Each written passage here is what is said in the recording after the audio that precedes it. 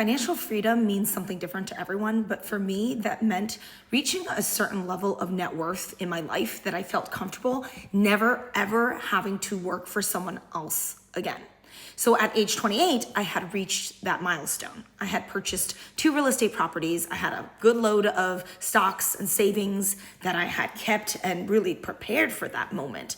Because around my mid-20s, I started realizing that working for someone else was not all that enjoyable. What I saw in the corporate world made me crave freedom more than anything, especially as a working woman. I saw things specifically in a female light of, well, what if one day I want to have kids? I don't want to be working a W-2 job. Like, you see how hard these people have to work, come into the office 5 days a week. Remember, I started my sales career in a time in the world where there was no such thing as remote work. So at that time, I realized I don't want to work for other people for the long haul, because that sucks. It sucks for so many reasons, especially if you're a woman in sales, but that's a different topic for a different day.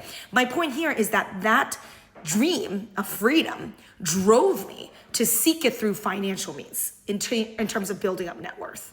Building up net worth is the fastest way to actually claim a freedom over your lifestyle, because then you can choose how you want to live your life. So because I had real estate assets, because they were real estate assets that were rentals, I was able to have some sort of way to sustain myself as I figured it out. Because obviously being self-employed and living on your own without a job is its own very interesting dynamic. And of course, for me, I don't want to stop at just like 1 million. It's certainly not my best work.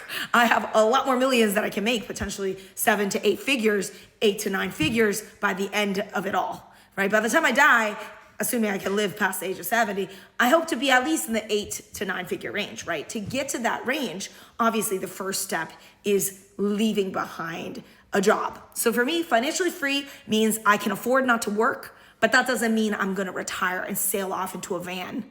That's why I don't really resonate with like the traditional FIRE movement. I actually want to keep working. Like, I don't want to retire early. I want the financially independent part, but I don't want to retire early. I'm just getting started.